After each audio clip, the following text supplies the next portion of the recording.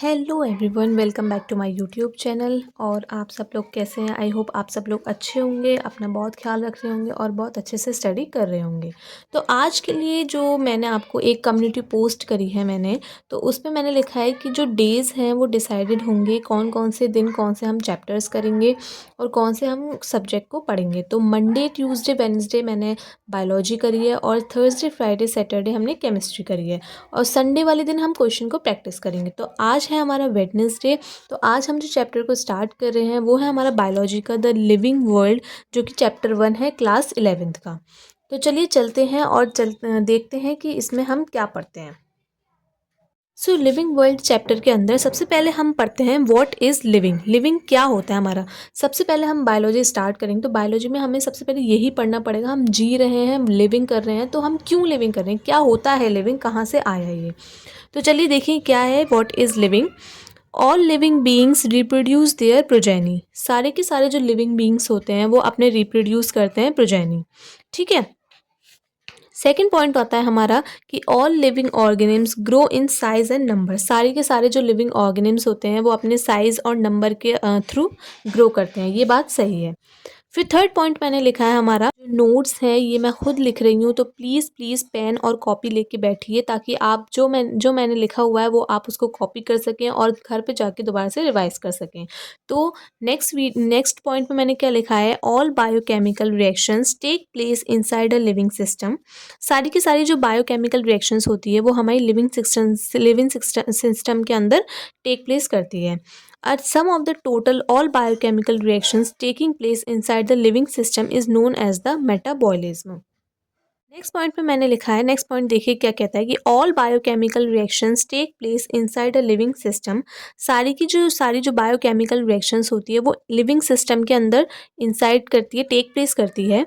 A sum of the total all biochemical reaction, सारी की सारी बायोकेमिकल का रिएक्शंस की sum taking place inside the living system, जो लिविंग सिस्टम के अंदर टेकिंग प्लेस करती है उस प्रोसेस को हम क्या बोलते हैं, मेटाबॉलिज्म।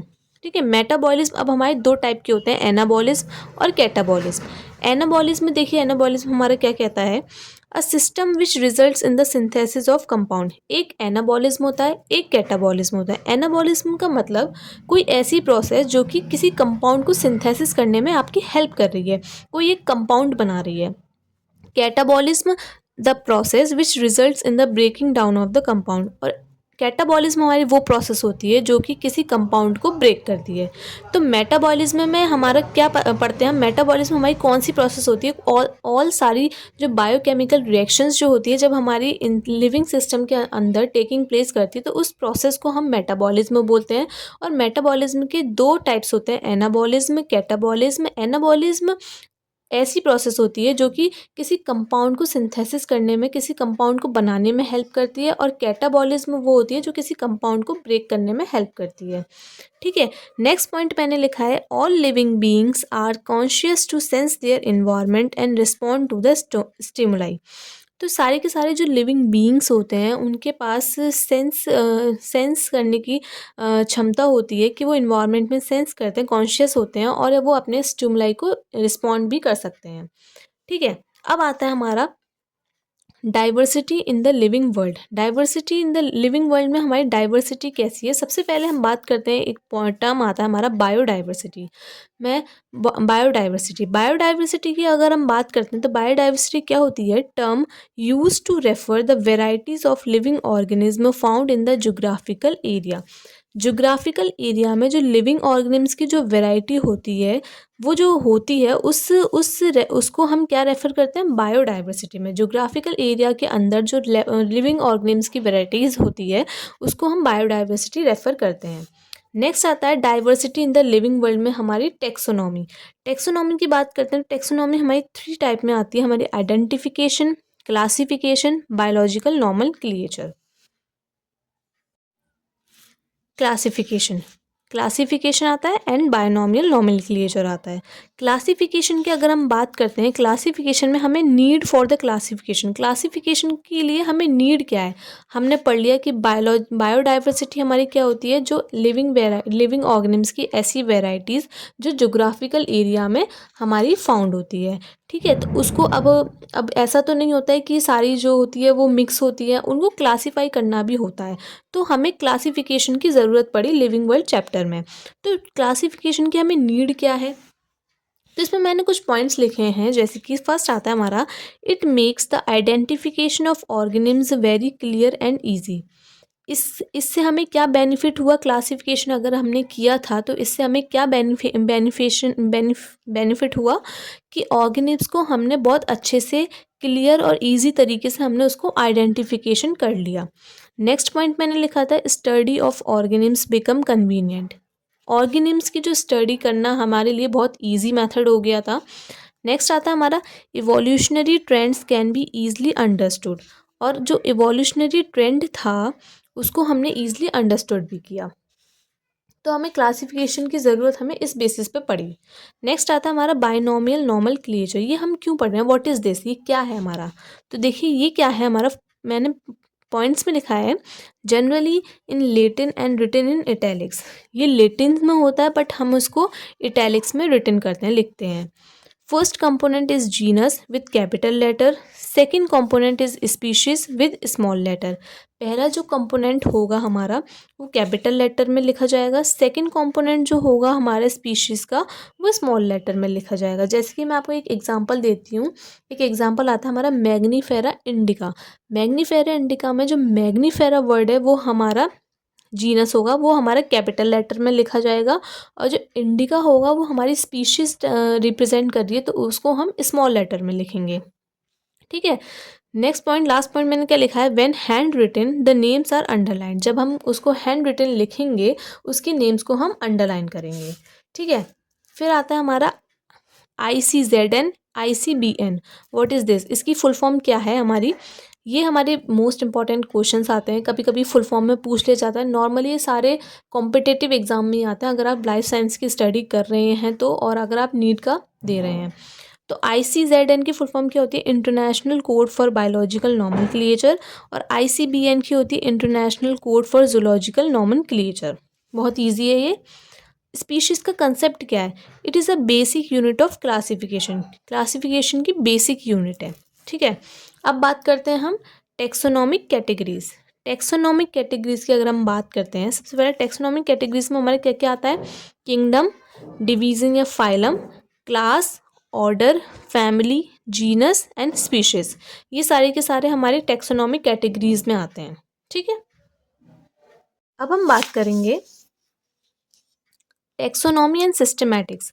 टेक्सोनॉमी और सिस्टमैटिक की अगर हम बात करते हैं, हमने सब कुछ पढ़ लिया, टेक्सोनॉमी की कैटेगरीज पढ़ ली, अब हम टेक्सोनॉमी की और सिस्टमैटिक पढ़ेंगे। तो टेक्सोनॉमी क्या होता है, इसको कैसे हम डिफाइन करते हैं? Taxonomy is the study of organisms on the basis of their characteristics. Taxonomy जो होती है वो ऑर्गेनिम्स की स्टडी होती है। जनरली हम ऑर्गेनिम्स की स्टडी करते हैं उनके कैरेक्टरिस्टिक्स के बेसिस पे। नेक्स्ट आता है systematics. Systematic is the study of diversity of organism and all their comparative and evolutionary relationship. Systematic जो होती है वो ऑर्गेनिम्स की डाइवर्सिटी के लिए हम उसको स्टडी करते हैं, of their comparative and evolutionary relationship. ठीक है। फिर आता है हमारा लास्ट पॉइंट, लास्ट जो हमारा टॉपिक आता है हमारे लिविंग वर्ल्ड चैप्टर में, टेक्सोनॉमिकल एड्स। ये बहुत छोटा चैप्टर है इसलिए एक तो 5-10-15 मिनट में ये हमारा ईजिली ओवर हो जाएगा और हम उसको दोबारा से रिवाइज करते हैं। तो नेक्स्ट टॉपिक आता है हमारा टेक्सोनॉमिकल एड्स। टेक्सोनॉमिकल एड्स में हमारा क्या क्या आता है? सबसे पहला आता है herbarium, botanical garden, museum, zoological parks, keys and manuals. Herbarium की बात करें, बहुत बहुत इंपॉर्टेंट टर्म्स है, ये पूछी जाती हैं एग्जाम्स में, नीट के एग्जाम्स में तो फिलहाल आप पूछी जाएंगी। तो सबसे पहले बात करते हैं हम हर्बेरियम की। हर्बेरियम क्या होता है? The place where the species are dried for preservation. Herbarium एक ऐसी प्लेस होती है जहाँ पे जो प्लांट्स की जो स्पीशीज़ होती है उसको ड्राई करते हैं और प्रिजर्वेशन के लिए रखते हैं हम उसको। ठीक है। नेक्स्ट आता है हमारा बोटैनिकल गार्डन। बोटैनिकल गार्डन में क्या है? Specialised garden having a collection of living plants for reference and identification purpose. Botanical garden हमारी एक स्पेशलाइज्ड गार्डन्स होती हैं जो कि लिविंग प्लांट्स से होती हैं, उनको कलेक्शन करती है। मतलब लिविंग प्लांट्स का कलेक्शंस होता है, उसकी आइडेंटिफिकेशन पर्पस होता है उसमें। उसमें क्या उसके बारे में लिखा हुआ होता है कि ये कौन सी आइडेंटिफिकेशन का, ये कौन सी कलेक्शन है, कौन सी स्पीशीज़ है। तो वो है हमारी बोटेनिकल गार्डन। थर्ड आता है हमारा म्यूजियम। म्यूजियम क्या है? Place where the dead plants and animals are preserve for study and reference. Museum एक ऐसी प्लेस होती है जहाँ पे जो डेड प्लांट्स और एनिमल्स होते हैं उनको प्रिजर्व करके स्टडी किया जाता है और रेफरेंस किया जाता है। Zoological park, place where the live animals are kept in the protected environment under the human care. Zoological parks क्या होते हैं? ऐसी प्लेस होती है जहाँ पे जो लाइव एनिमल्स होते हैं, जो जिंदा जानवर होते हैं, उनको रखा जाता है for in protected environment under the human care के अंदर प्रोटेक्टिव एनवायरनमेंट में। ठीक है। फिर आता है हमारे कीज़ क्या होता है? It is a device use to identify each species in the group of organisms based on the dissimilarities. ये एक ऐसी डिवाइस होती है जो कि जो स्पीशीज़ होती है उसको आइडेंटिफाई करने में हेल्प करती है ग्रुप ऑफ ऑर्गेनिज्म में, उनकी डिसिमिलरिटीज़ और सिमिलरिटी के बीच में। ठीक है। फिर लास्ट आता है हमारा मैनुअल्स क्या है? Show the historical data about flora and fauna of the particular geographical location.